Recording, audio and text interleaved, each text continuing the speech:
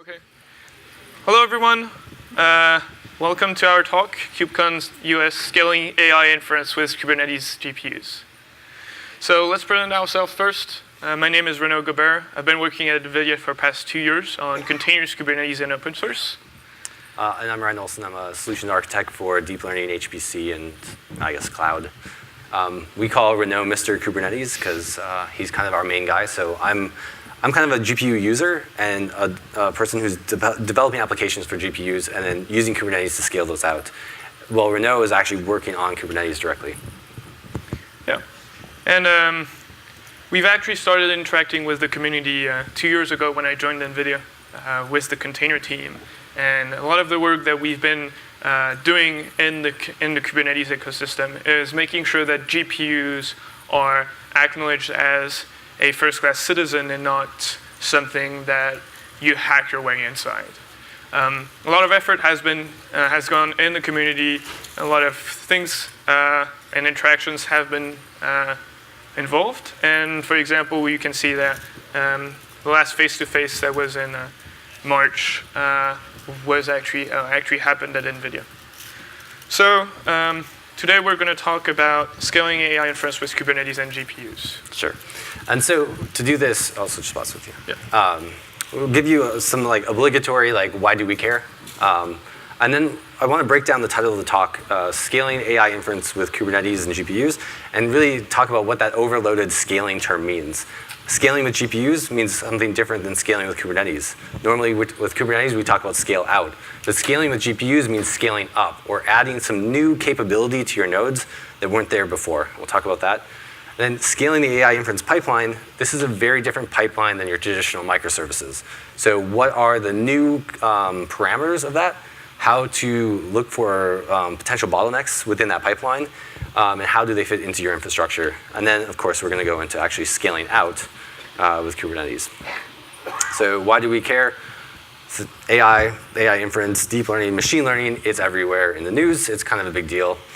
It's touching every vertical. And here's the examples of video, speech, and recommenders that are used at the hyperscale level. Everyone kind of knows about this kind of stuff.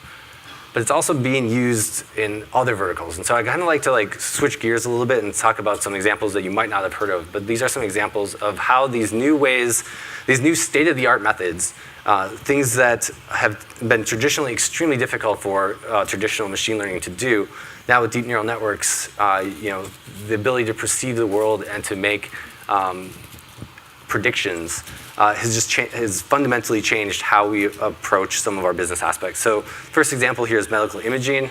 This one hits pretty close to home.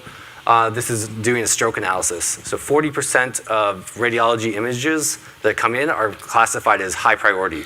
Like if you're having a stroke and you need a quick evaluation, you're still in a queue of 40% of high priority emergency cases. And the sooner that you can get evaluated, the sooner that they can actually deliver potential medicines that could be good or bad for your stroke condition. So having an AI that can do this could potentially be life-saving in some of those scenarios. The next two examples in infrastructure and industry, these are examples of predictive maintenance. So in the example of emergency pothole repair, it turns out with all predictive maintenance, if you let the problem go too long, it costs way more to fix it than if you can fix it early. So this is an example of using data and using some deep neural networks to apply that to say, where we have a limited amount of budget for our road repairs, where do we specify? Where do we actually go do that before those potholes become a problem? And so try to predict where those emergency cases will be and correct them before they become an emergency. And the same is true in industry. This is with GE with these big gas turbines. When you go and take those big gas turbines down, you actually want to go in and do your repairs specifically where you need to. If you know a ball bearing is loose, if you know a fan blade needs to be replaced, you want to have all these sensors attached to that. And so you use these deep neural networks to then predict when you take it down, and then when you do take it down, where you focus your efforts doing that maintenance. So it's really pretty much touching every industry, so it's really exciting. And so now we're going to switch gears and talk about scaling with GPUs. So these networks over the last 8, 6 to 8 years are just getting more and more complex. We throw more data at them, we throw more compute at them, and they get better and better and better. So this is just an example of the big dot is basically the multiplicative effect of the compute times the memory bandwidth. And so you can see that the complexity of the compute complexity is getting greater over time.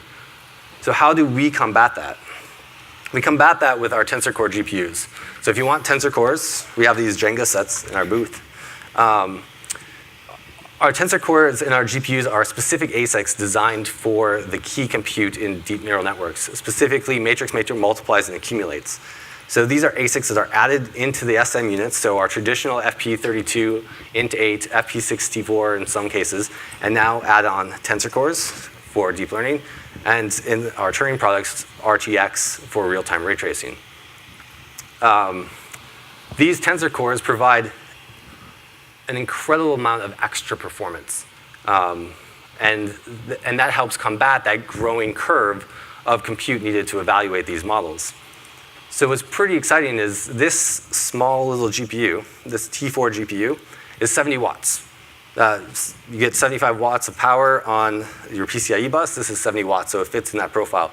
You can drop a T4 into any server and get an incredible amount of extra compute capability on your device. This is what we call scaling up. And I'm going to show you an example of that right now. This is ResNet 152 running on a traditional CPU. Every time you see a flash, that's an inference request going out and coming back to the server. So you can see this is a 24V CPU Skylake server. It's getting about 3 to 4 images per second. And actually, this demo might not work so well if you guys are all on the network because we're on the Wi-Fi. And you can actually see this is running live. So if you see it pause, that means we're actually getting some network interference. This is when we switch over to the T4. This is the same exact model running on a part that is the same wattage. And you can now get 1,500 images per second. This is why GPUs are so valuable for evaluating deep neural networks.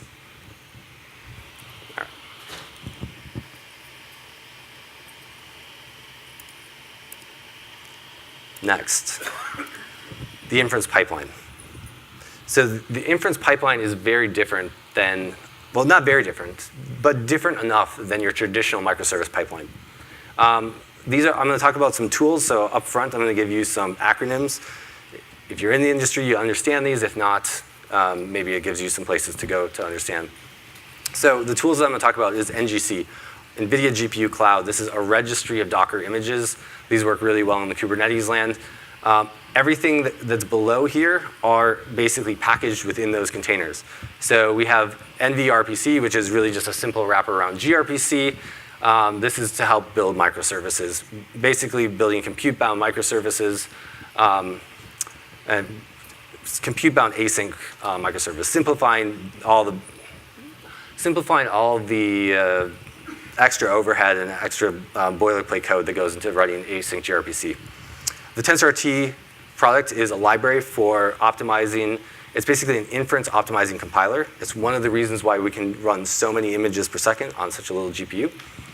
The TensorRT inference server actually wraps not the capabilities of it's the actual service. It wraps TensorRT plus TensorFlow plus Caffe, and it delivers. And so this is one of our containers, and then Kubernetes for GPU orchestration. The cloud data projects that we're going to use, we're going to talk about gRPC, Envoy for load balancing, Istio for service mesh and also for load balancing, Prometheus for metrics, and then Rook for model store and intermediate results. So what does our compute pipeline look like? So in the example I showed you of images flashing, that's our input data is the image itself. So this could be speech, that would just be a sentence, and it could go through a network to convert it to French. So that Renaud and I can have a good conversation. But before it goes into the network, that input data has to get converted into some raw tensors. And so there's this transformation step that has to happen. And that transformation step either happens on the CPU or on the GPU, and we call that pre-processing. Once it's converted to the input tensors of the network, it has to move into GPU memory. So that's a transaction over the PCIe bus that you have to bake into accounts for. Then the compute itself, which is the evaluation of the deep neural network, and that's usually using TensorRT or potentially a backend framework inside of your inference server. And then you have the same kind of reverse onion peel going back to outside. So you have output tensors going back to host memory, some post-processing to convert those output tensors into some consumable output. So we might output a whole bunch of bounding boxes, but then we need to actually convert them to the dimensions, like the x, y, z coordinates of that bounding box within an image. So if we want to get the best use out of our GPUs and performance, we want to make sure that we keep this pipeline full and that there's no particularly long pole in the tent. So we want to make sure that this pipeline is well balanced, both with data movement as well as compute. And so what that means is we're integrating a lot of HPC best practices into the data center workloads. As you saw, these networks, as they perform on CPU versus GPU, they have an incredibly different compute balance than what typical data center workloads have had in the past. And so because of that, they also have an incredible amount of data movement that can happen as well. And so balancing those two things out is critical for performance. So what are the bottlenecks? Moving data is always a bottleneck. So somehow we have to get it from our input to our compute. And there's a lot of different places where data can be moved and a lot of different conversions of data from one format to another that we have to account for. The big one is that input to input tensors or output tensors back to output. Depending on your problem, it's extremely problem specific. So an image is almost your best case scenario, whereas potentially for language models, the input might be incredibly small, but the output tensor could be megabytes or gigabytes. So you have to think to yourself, if I'm building completely discrete microservices and I convert a small sentence into this hundreds of megabyte tensors, I don't want to move that over the network again, do I? Because all of a sudden, I'm going to become network bound. So thinking about how big these memory objects are and where do I move them is going to be critical for success. And so success here is really defined by making sure that you understand your pipeline, that you choose the right hardware and the right set of software to be successful. So we're going to kind of start at compute and work our way back.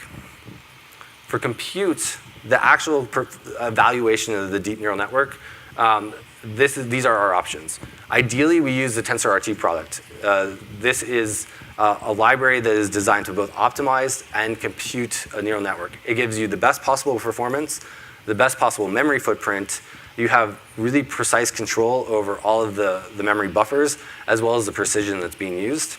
And it's an incredibly deployable package. You just package it up as a library, and you can ship it off as a C++ application or Python. But it also has the lowest DNN compatibility. So to combat that, we integrate TensorRT into some of the frameworks. So TensorFlow has it integrated, and just recently PyTorch has integrated TensorRT operations as well, which covers about 98% of the deep learning community.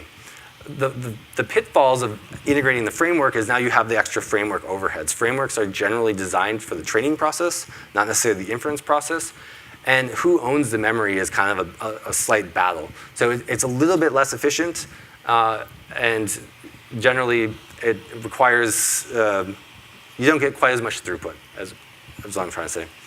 And finally, the worst case scenario is if the model doesn't convert to TensorRT at all, you're just in the realm of using the framework to evaluate the inference model.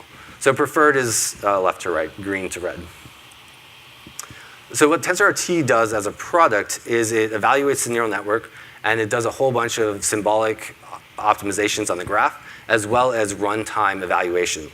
What's really, really neat about it is the same network evaluated on a small GPU like a T4 or a big GPU like a V100 will have, based on the different compute characteristics of the device, what tensor cores are available, how much memory bandwidth is available, the TensorRT auto-tuning will choose the proper kernels for the device and make sure that you have the most optimal runtime.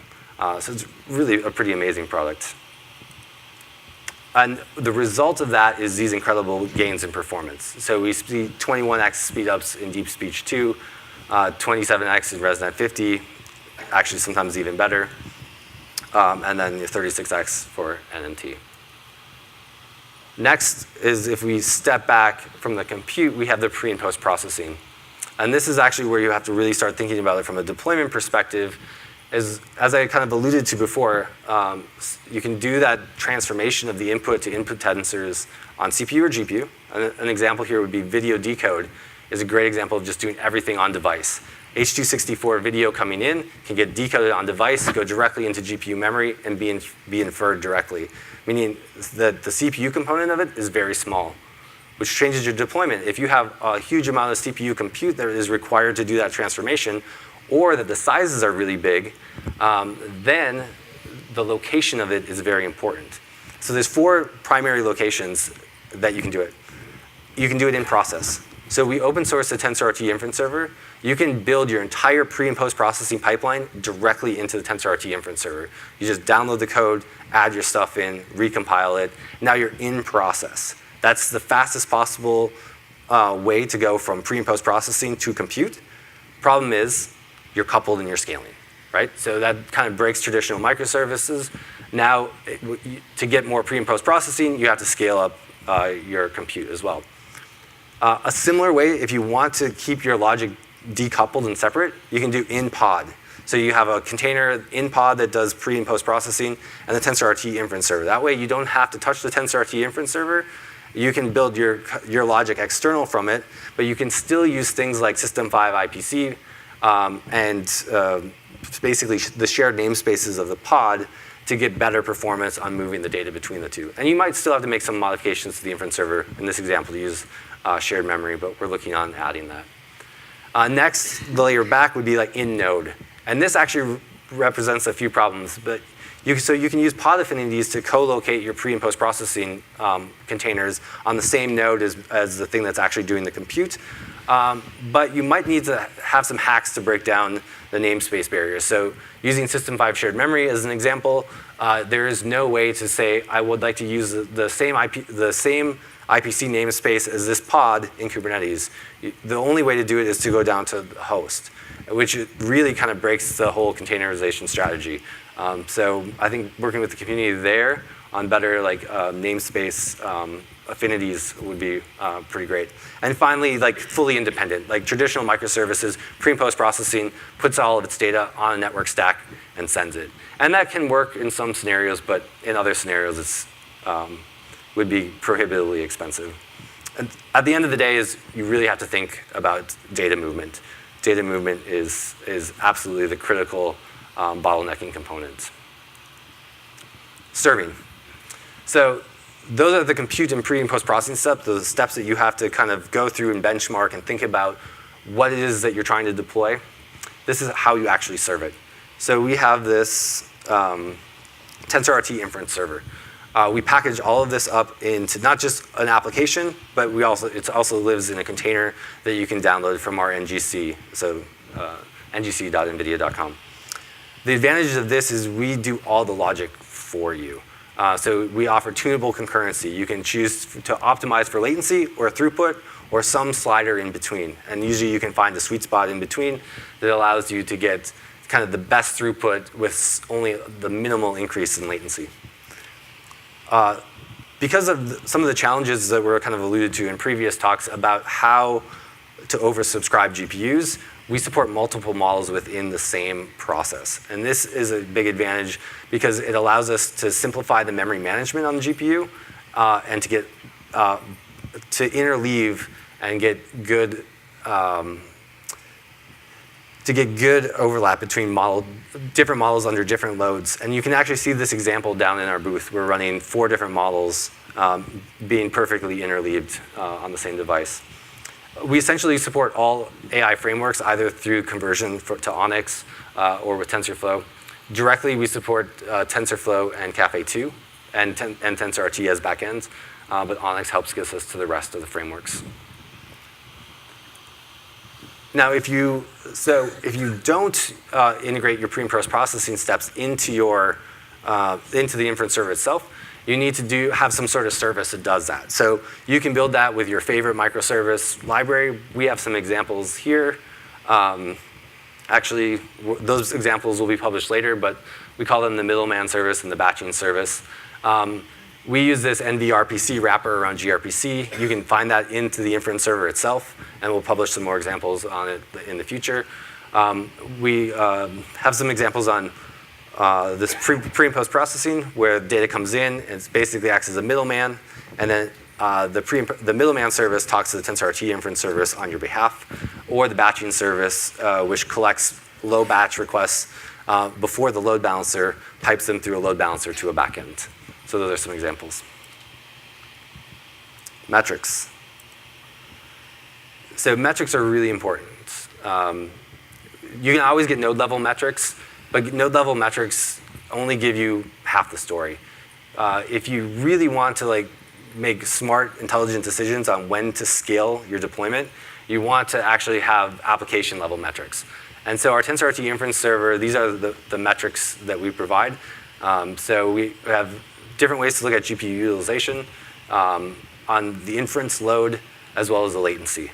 And so all of these are exposed as Prometheus metrics and can just be absorbed and viewed in Grafana. And again, that's an example that's being run in the booth right now. So with that, you get some examples here with Helm charts, and you install the Prometheus operator and kubeprometheus as usual, and then you get these dashboards. Here's one example, and then here's another example. And this is what's actually running down in our booth. And Kubernetes. Yep. So the question that you might ask when we actually run through this whole pipeline is, how does this integrate in Kubernetes? And Kubernetes is actually a really interesting area of focus right now, because it synergizes really well, containers, Kubernetes, and GPUs synergize really well. The way that we see things is that before Kubernetes and containers, people were actually building their model on their own machines and actually going through the process of training on these machines. And once they actually got their applications, they would actually give it to their IT ops or sysadmin. These people would then start a VM or actually run them on their cluster. And so that old way of doing things actually is starting to change. And this is where people who are actually building clusters and their own clouds are thinking about how this integrates with Kubernetes and how this integrates with GPU and HPC. And so the rise of actually compute has allowed this new way of seeing the cluster as the thing that you're going to let your user actually run their GPU workloads and their HPC workloads. And so people start building their data center not just around one single place where you store all your machines, but also as a place where you want to be able to have HPC, and you want to be able to have data flow, and you want to be able to have your user run one model on one machine, one model on multiple machines, multiple models on multiple machines.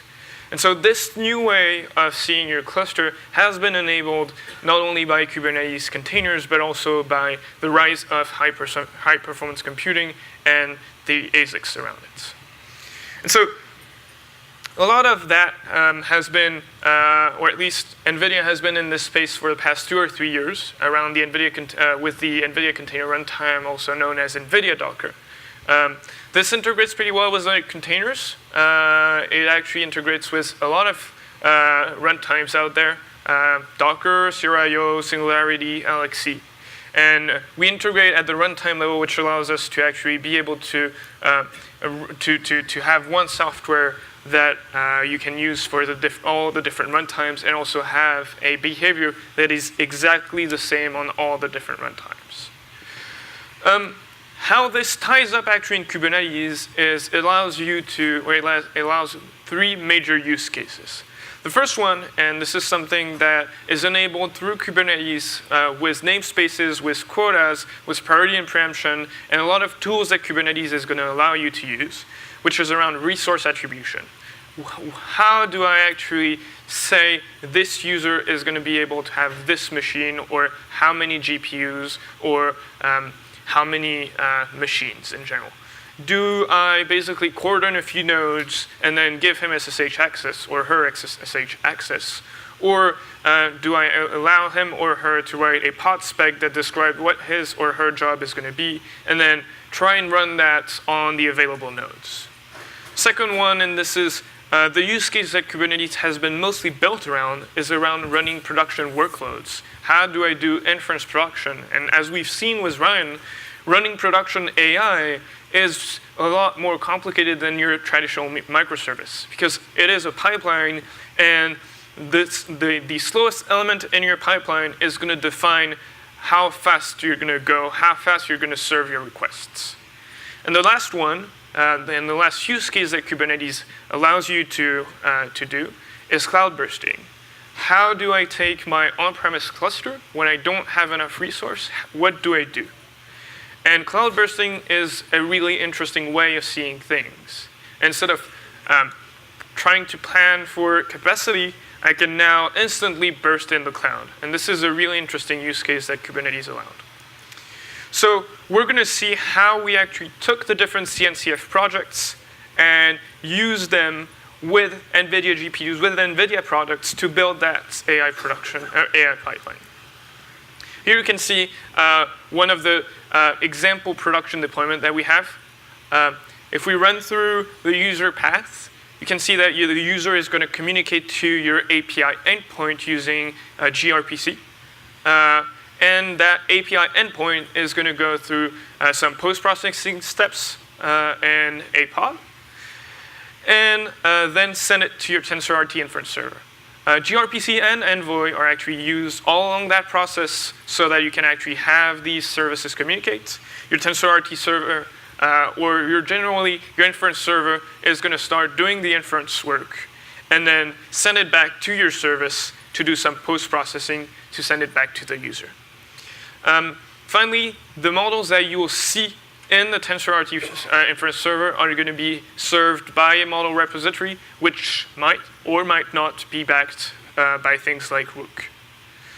And while everything is running on this, you can actually see that Prometheus is going to gather the metric and serve them to the consumers. And consumers might be, for example, your autoscaler, which is going to be able to scale your different inference server pods based on load. Right. Yeah. So we've actually seen, so when we showed the Flowers demo running in the past, you saw exactly this pipeline. Where this client here is an OpenGL application that is sending gRPC requests to a middleman service. That middleman service is the NVIRPC that basically, we kind of, for demo purposes, we do a little trick. The data set, because we can't guarantee the Wi-Fi is going to be good, the data set is actually a service in that middleman service. So we're basically, the laptop is sending a request to say, please infer image 2000. That's handled by the middleman service, which packages that data into a request, another gRPC request that goes into the TensorRT inference server. It comes back. We post-process that to provide the label, and we send it back. So let's go back and now look at the demo again, and we're going to add one more component. So you can see that the network is a little bit jittery here. But one of the things that we did was we built a controller on Envoy. So we have our own basically Envoy discovery service that we can control the endpoints. And if we all go on airplane mode, maybe this gets better because I'm on 2.4G Wi-Fi here. But if we jump back into our Kubernetes container or into our Kubernetes deployment, I'm just going to scale this up. I'm going to scale my deployment by 16. So, oh boy, I'm not attached. Live demos, gotta love it. Okay, hey, it's scaled. So when we go back here, we should start to see them start showing up in our web UI. Our web UI is basically just monitoring the Kubernetes API. And we're controlling this directly. So normally that would just go into your load balancer, but because we're telling the story didactically, and we have really bad Wi-Fi, We're not going to try to actually scale this up to 16. Man, it'd be great if we could just get it smooth again. So we can go and add in. Come on, make the request. There we go. And so now that basically modified the Envoy discovery service and added a second GPU into the mix. And you can see now we can jump up to about 3,000 images a second if all goes well on the network. And so we can crank this up and play with it on demand. And so it's kind of the fun demo, except for the Wi-Fi is miserable. Oh well.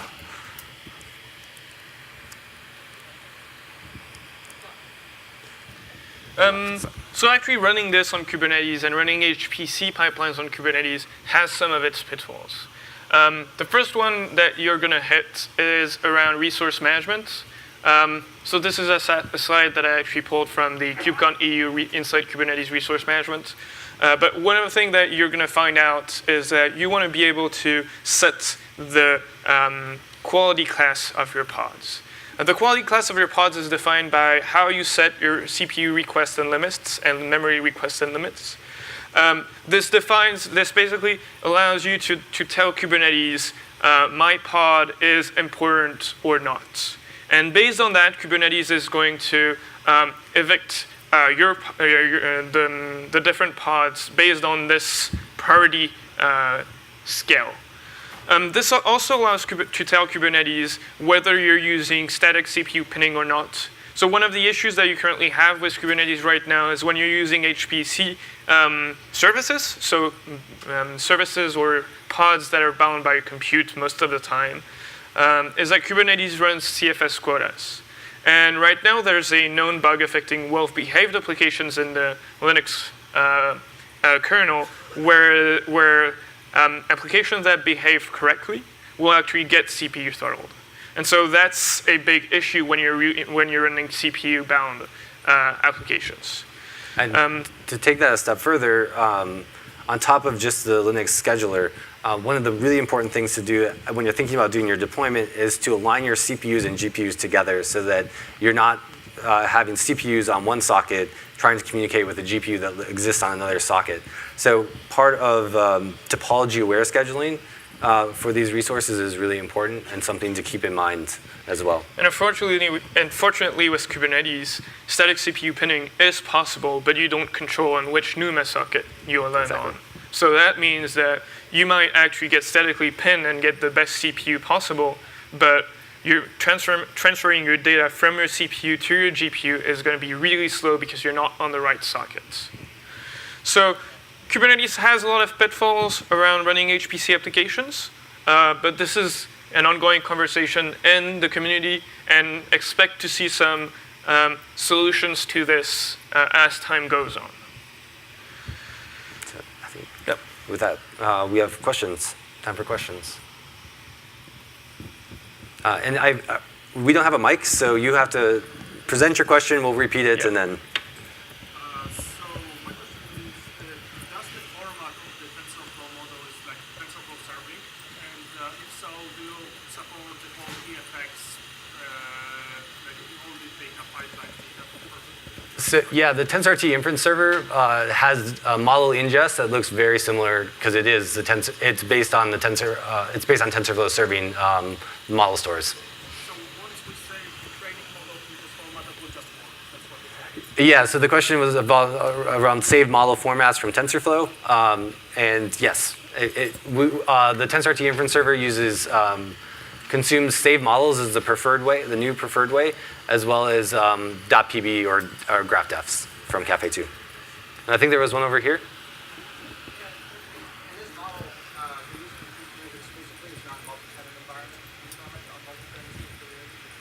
So the question was involving multi-tenants, and can you explain just what you meant by that a little bit further?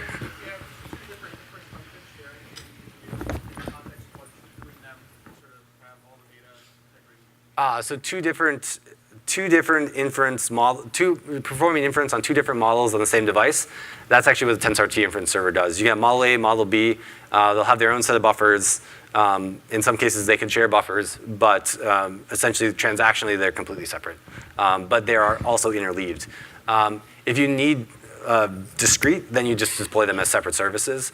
But if you don't mind that they're in the same service, you just get better ROI and better efficiency that way, better throughput. One more question? Does the server support priorities?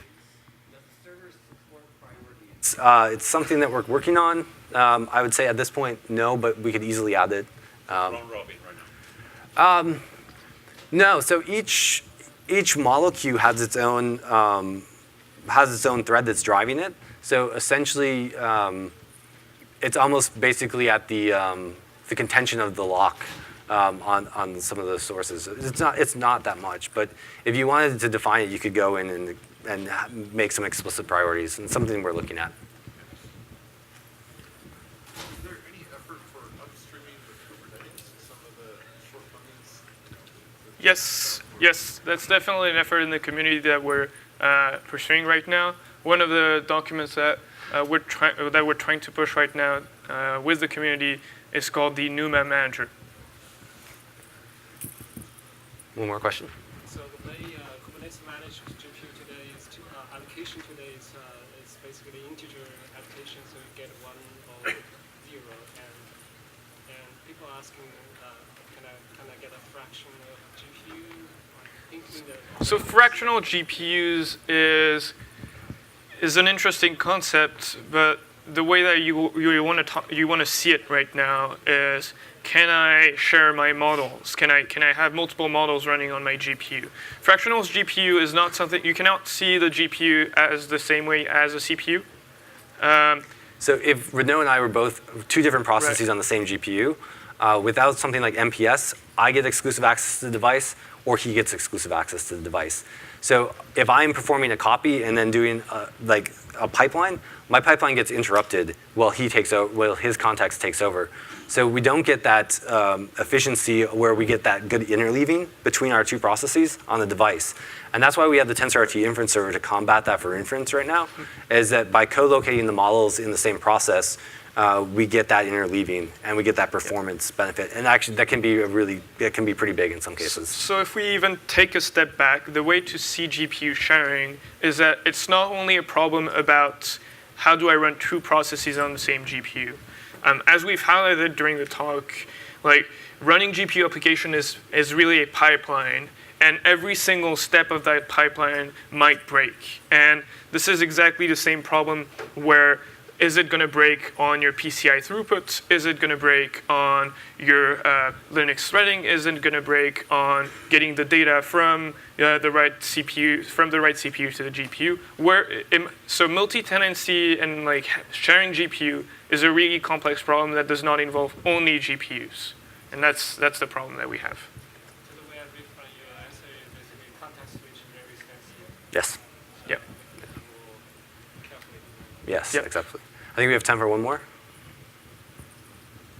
Yes? Okay. Oh. Yeah. Sorry, no, go ahead, ask your question. Why choose the Envoy and the load balancer, and not choose the other solution? Oh, why Envoy instead of? I think when I first built the demo, Envoy was one of the few L7 load balancers out there that handled HTTP2 with gRPC. Now Nginx does it as well, and other things. So you can use like Ambassador, which is just a wrapper around Envoy, or you can use Istio, which is another wrapper around Envoy. I know Istio just choose the three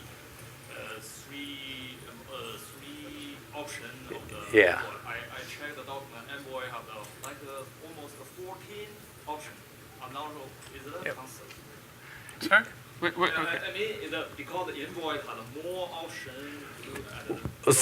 Yeah, certainly Envoy was a great choice because of, I thought that the separation of the control plane and the data plane was really nice. That allowed us to actually build that discovery service to like control it explicitly, which made it kind of fun and like a cool project to use.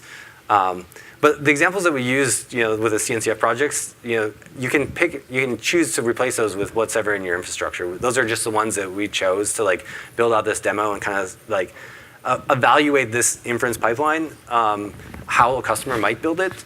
But of course, like if you have your favorites or your infrastructure mandates that you use certain tools, you can just swap out any of these tools for those. Yeah. So Yeah. So other load balancer. Yeah, of course. Yeah. In the end, these are blocks that you can take and like choose to arrange however you think is better fits your architecture.